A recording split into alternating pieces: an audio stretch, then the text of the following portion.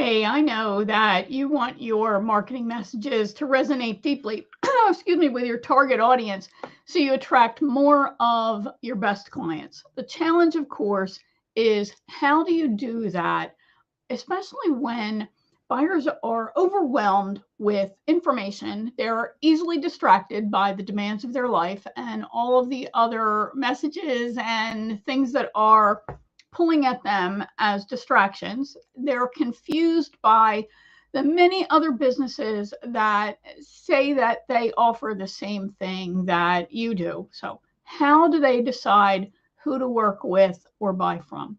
Well, making a purchase is not the rational process that you'd like to think it is. And that doesn't matter whether you sell to consumers or to businesses. Studies show that emotions rule the day when it comes to making a decision, and that includes making purchases. We decide based on emotion, and then we use our rationalization to our cognitive ability to rationalize that purchase. So the buyer's values are often drivers of those emotions. My name is Winnie Anderson, and I'm a brand and content strategist. I work with service providers ranging from consultants and coaches to service businesses that serve their local communities. And I help shorten the sales cycle by giving the buyers, your buyers, the information they need and want in order to make a buying decision and do that faster and easier. So in today's video, I'm going to share with you how you can make your message more powerful and connect with your target audience and more deeply by connecting and communicating with your values. So if you have any ahas while you're watching this, be sure to leave the magic symbol with aha and then share that aha in the comments. That helps any scrollers or visitors know that, hey, there's valuable information here, and then they can check out this great video as well. So, and of course, if you like the information, show me some love and spread the word with your friends and your colleagues if you think that they could benefit from this information. So, of course, I've got notes here and I've got my second monitor over there. So I might glance down occasionally, and I've got, like I said, I've got two monitors, and so I might look over just to double check that everything is working, but it looks like we've got everything going from a tech standpoint. So let's dive in, and let's start by defining what values are. In a nutshell, values are principles or standards of behavior. They're one's judgment of what's important in life, and they actually really do guide us in all of our actions. Everything we say, everything we do is really driven by the values that we place a priority on. So a survey by Adweek and SurveyMonkey indicates that 78% of consumers actually do recognize that they use their values to guide their purchasing decision. This is actually on the rise as we come out of the COVID pandemic. During that time, people, of course, were given the opportunity to really deeply reflect on what's important to them. And that's where the whole, the great resignation and the decisions for people to leave their jobs and to pursue things that genuinely make them happy. They recognize how fragile life is, and they want to make sure that they're living their life in alignment with their values. We know that's hard to do, right? Faced with a choice of working out or maybe doing something else, maybe you choose doing something else. But if you're really dedicated to that value of health, then you're going to stay committed to your workout. That's just a simple example of how values are in conflict and then how we make that choice. So it's important that we communicate our values in a way that is honest for us as the business owner, and then that resonates with the best clients for us. So think about yourself. If you've chosen a product with less packaging, maybe over another option that maybe came in a box and had all this additional plastic and packaging, well, that was a way of you using your value around the environment to say, you know what, I'm going to make this other choice so I can feel good about using this product. That's an example of your values guiding your choice.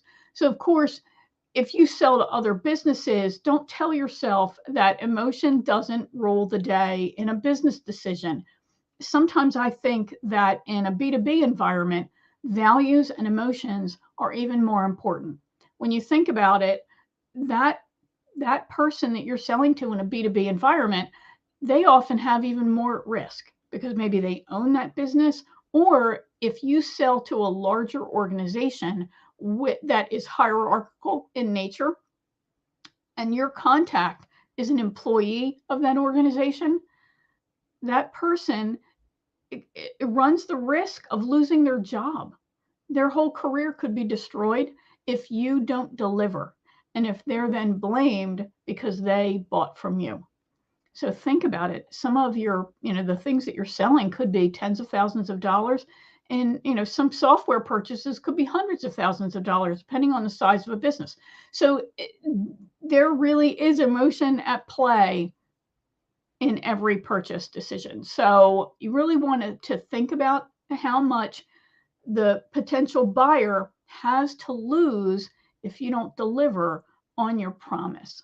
So trust is the nature of a purchase, and that's really what we're trying to build as we build our brands. Is we're trying to build trust, and that really is what a brand is all about. It's the trust that people have in you. It's your reputation. More on that in another video, though. But so as an entrepreneur, I know one of your goals is likely to attract more great clients. So your definition of a great client, though, is likely to include those people who really are a pleasure to work with, however you define that. So that's one thing that you do want to think about is how do you define great clients? How do you recognize them? Well, there are behaviors that they exhibit. People who are ready for your services, that's who you want to work with. People who are going to get a great benefit from working with you, because of course then they become great case studies and great testimonials. So you want clients who are going to resonate with your message, and that involves connecting with that message and with them on an emotional level. All right, so how do you do this? You can do it by, frankly, just stating your values, and you see a lot of companies that do that. You can state them on your about page. When you post on social sites, and you use graphics and images and you send messages out, those are really examples of your values in action as well. Just the fact that you participate in social media says something about you and about your business, and it shares some of your values. So that can be one way to do it. And you see lots of folks who share little pieces of themselves because they want to let you into the nature of who they are. So, and especially right now, there are lots of people who share different messages and things that signify what is driving their behavior and how they feel about things. Buyers, however, don't want to just read about your values on your website or hear your values expressed in a video. They don't want to hear you go blather on about how you value diversity. They want to see that in action. If you say you value diversity and you have a team, does that team look diverse? Does it represent the community that you serve? So it really is your actions that speak a lot louder than your words. And of course, that's where the rubber meets the road, right? That's where it's so tough to actually live your values. It's very easy to say them. So people want to see your values. They want to feel the impact of your values on them. So it doesn't matter what you say is important to you. It's how does that translate into an experience, an outcome, an ultimate outcome for the person that you're trying to serve, for the business that you're trying to serve. So yes, communicate your values and do it in a variety of ways, especially in your copy. But be sure you back up those stated values with actions and behaviors, and be sure to express your values in a way that connects with the customer so they feel your values and they recognize them in action and use same language and things like that. Let's look at an example, and I'm going to go ahead and I'm going to shift some things around because I want to show you an image on my screen. I'm using the fabulous StreamYard app. So 1 second no, I don't want to leave the studio. I want to share my screen. So let me minimize that and let me hit share. All right, cross your fingers. I'm going to share my screen. Yes. Don't you love it when technology works? I know I do. So let's take a look. Yes, yay. I love when technology works. Okay, so this is an example from the company Lyft, right? The rideshare company. So let me just bring up my notes, make sure I'm telling you the right stuff here. So, okay, so let's say that customer happiness is a value for you, right? You have built your business around delivering a great experience for your customers, and you really want them to be thrilled with the whatever is the outcome that they're hiring you to produce, right? Whether it's a new website, whether it's an experience, they're going to a workshop, they're going to an event, they're going to a restaurant, whatever that is. Let's say that you want people happy because, let's face it, that's happy people. They spend money, right? And they tell other people. So we want our customers to be happy. And you structure your offerings so that throughout key touch points, you're ensuring that customers are thrilled the entire way. But then as you're going along, you start tuning into the messages that your customers are giving you, and you start recognizing that culture of happiness, that's not really important. Yes, there certainly is a level of satisfaction that people want, and they want to have a good feeling from working with you. But what they really want, especially in the case of Lyft, is they want to get their ride quickly. They want it to be safe. Yes, they want it to be secure. They want it to be, they want it to be with somebody who is going to get them there in one piece. So safety is certainly a priority. However, at least in 2015, when these two pictures were taken, speed, fast, getting my ride fast was the primary value that customers had. So you can see that on their website, they have a brand promise of rides in minutes. So that's a way to communicate a value. All right, let me see, I'm going to stop share. That's a way to communicate a value, a core value, the core value with your target audience. And that's a way to communicate in a way that resonates with that audience. I want rides in minutes. I don't want to stand around outside while I'm waiting for my pickup. I want to know that I'm going to order the ride, and it's going to get here as quickly as it can. So the one caution is to really tune into where values may be in conflict, and are you emphasizing a value that may end up creating some kind of potential problem? Like years ago, Domino's used to promote, I think 30 minutes or it was free, something like that. Well, they had accidents. And of course, because now they're rewarding behavior based on that value of time, that causes the drivers to rush because they don't want to have the increased expense at the pizzeria, at the franchisee, of having to give the pizza away. So that then created value and conflict. So you really want to make sure that your messaging is supporting the right value, the value that is most important to your customer, but also that's in alignment with your other values as well as theirs. Nobody wants you to have a car accident on the way to delivering their pizza, right? So you want to really think about, yes, service is certainly important. Is there another issue that is driving them? And in the case of Lyft, it was all about convenience. Convenience is a very strong motivator. You've seen that in the rise of all kinds of delivery items, subscription boxes, things like that. People really do prize convenience. So when you're looking at your overall offering, can you somehow structure that so it causes minimal disruption in the life of the buyer? And for a lot of us, we might be delivering an offering that requires a change in behavior in the organization. How can you assure that happens with the least disruption? That's important. So you want to think about that. So make sure you modify your message so that you are communicating that powerful value and making sure that you're not in conflict with another value. Values, as I said, they're often easiest to identify when you're faced with a choice. So when there's tension between two options, the one you choose shows the value that's the highest priority for you. And I always like to use as an example the idea of food and exercise and health. Because if you say good health is a value, and if you don't have health, you really don't have anything. I mean, the number one reason for bankruptcy in the United States is medical expenses. It's called medical bankruptcy. So your health should be, in my opinion, a driving value.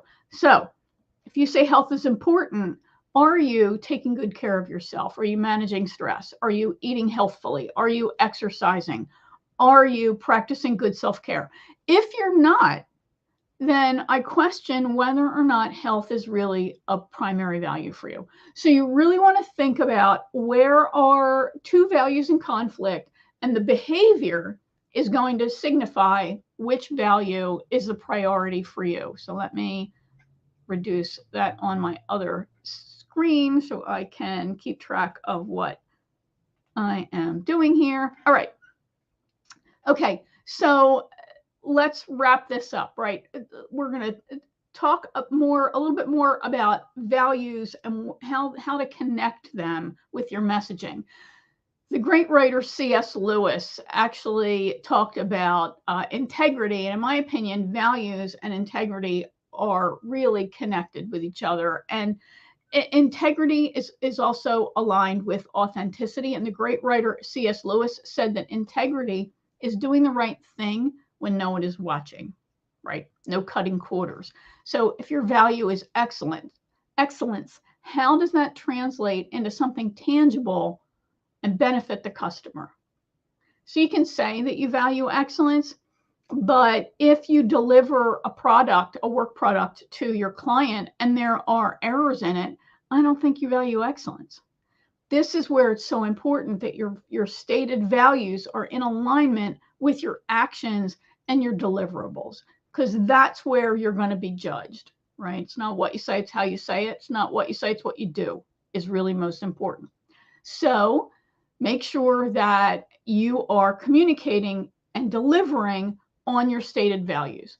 How do you communicate your values in a way that's meaningful to your customers? As I said, it's in your content. It's not an easy question to answer, but your values are really the foundation of your brand. They're the foundation of what you become known for, what you deliver. They're the essence of your brand. So I want you to take the next several days and just think about your messaging and your branding. Take a good look at them as if you were looking at them at as the first time.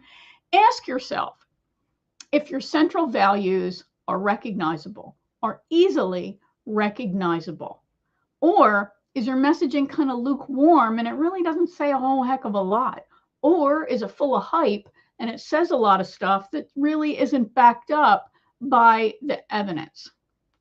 So talk to some of your best customers then and ask them why they chose you. And you want to really listen for examples, language that hints at the values that they hold. You then want to talk to people who are maybe some of your long-term customers and ask them the same kind of question. Why do they stick with you? And again, you want to listen for these things that signify what their values are.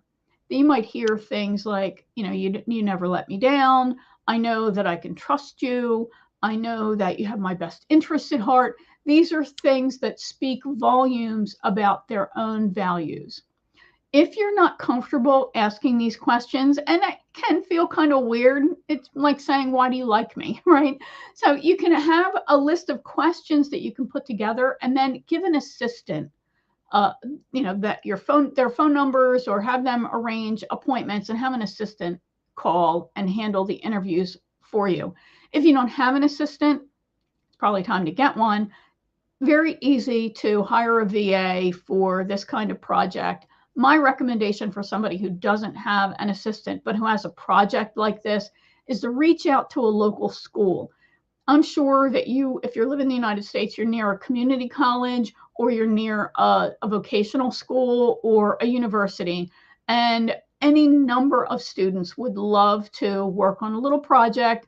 Yes, pay them, right? Don't expect them to do this for free for the experience. They get lots of experience in school, but I'm sure they would love to do this for, you can buy them a gas card. They would love that.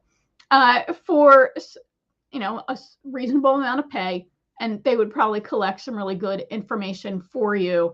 So, and you would get it done and get it off your plate, right? So challenge yourself then to become more powerful and clear in your messaging. So it's obvious how you're standing up for your values and how you show your values in action, how you deliver on them for your ideal customers. So make sure you act in ways that are easy for prospect clients, colleagues, referral partners to identify your values because you live them and you deliver on them. And if you'd like help in reviewing your messaging and your branding, and you just reach out. I'm happy to help you, happy to talk about how I can help you increase the power of your messaging and your communication so you're communicating your message in a much more compelling and powerful way. All right. If you'd like a list of values, because I know that can be hard to think of too. What are my values? Can be helpful to look at them. If you'd like a list of values, just let me know below, values and the magic symbol and values, and I'll share one or two of my favorite resources with you. All right. Okay. Hope that has been helpful. My name is Winnie Anderson. I'm a brand and content strategist. I work with service-based businesses to help them shorten their sales cycle by helping them give their potential clients the information they need and want in order to make a buying decision faster and easier. All right, I'll see you in another video soon. Bye for now.